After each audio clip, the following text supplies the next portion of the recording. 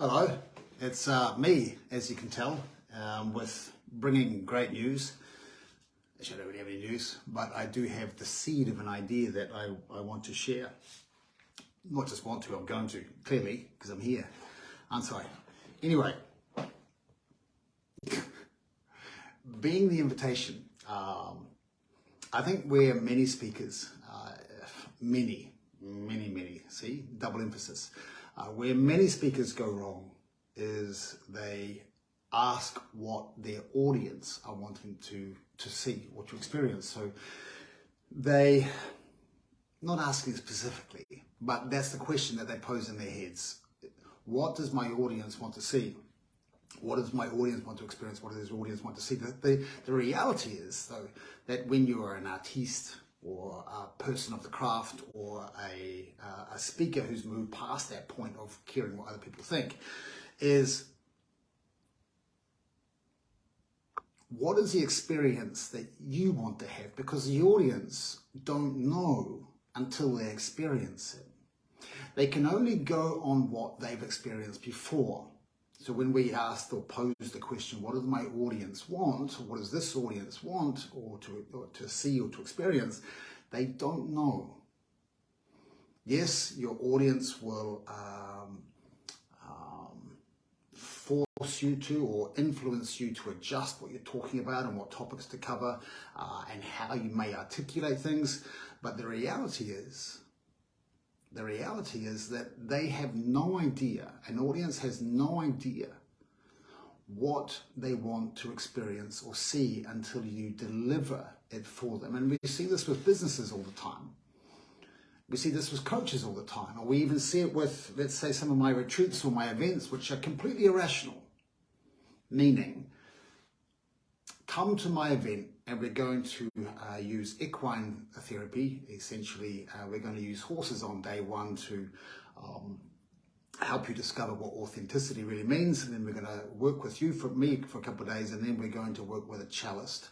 I'm not going to go into too much detail. The example just is, it is actually irrational. No one is doing that, but it makes sense when people see it and feel it. They're like, of course, this is exactly what I wanted, I've been looking for.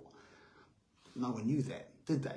So when we're speaking, we have an opportunity to invite the audience into our world.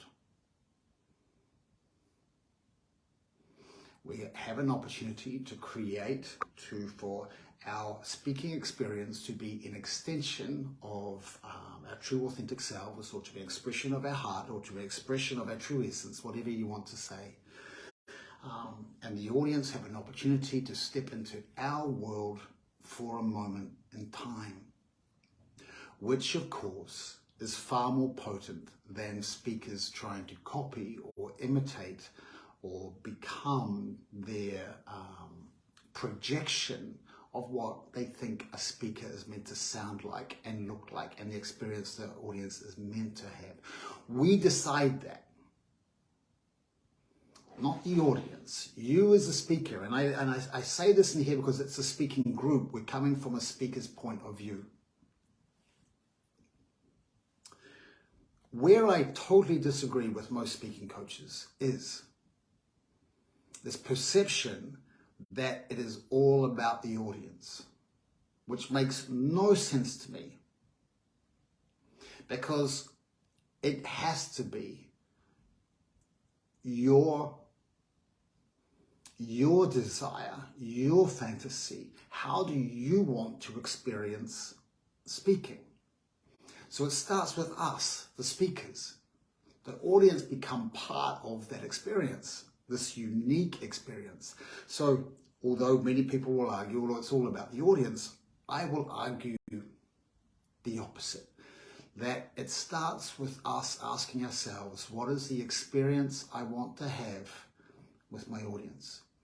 And then you invite the audience in to experience that, which is more of a true reflection of who you are, which makes it more unique, which makes it something that they can't get online, they can't get it on YouTube, they can't get it by reading your a lead generator. They can't read it. They can't get it by getting your newsletters. They have to come and see you to experience your world in person.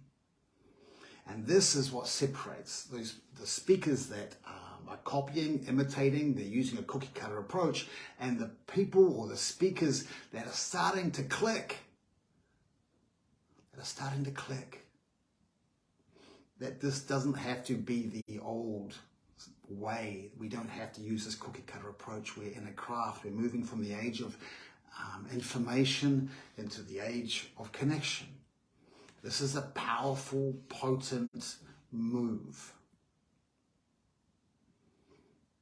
Information can be sought after and discovered everywhere. We live in this world where information is literally at our fingertips.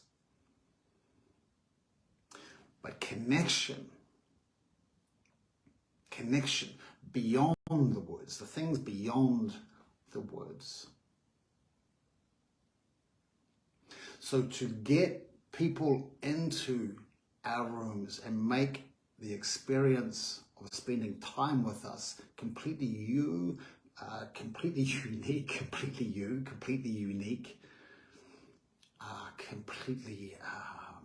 intimate, deeply connected, we are being the invitation. We are being the invitation to the audience.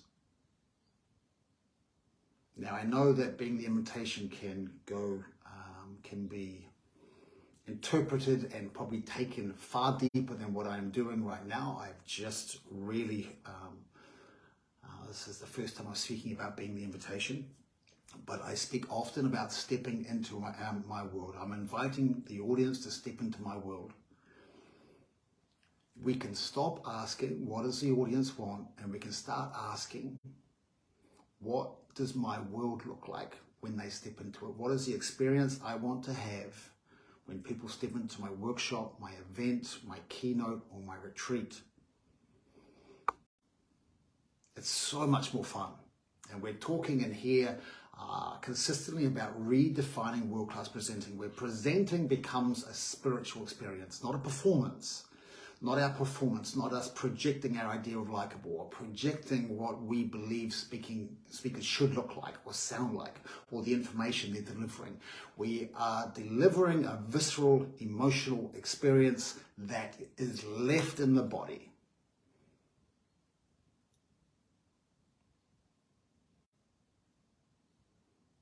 Experiences enrich the brain more than knowledge.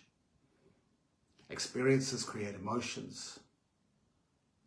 Emotions are then stored in the body, and that feeling in the audience body is there literally forever. And when they think of you, that feeling is attached.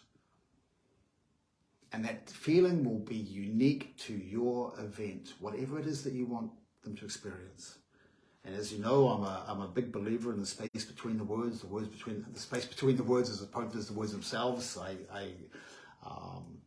I've been talking a lot about lately of something I call suspended presence, of how long we can hold the audience in that space and not surrender it. So occupy that space and not surrender it. How long can we hold them in a space where it becomes incredibly intimate? There's a whole emotional journey. Everyone has their unique experience in that space between the words. I think that's more important, more potent than words will ever be. I could go on about this forever, but for now, I think that's enough.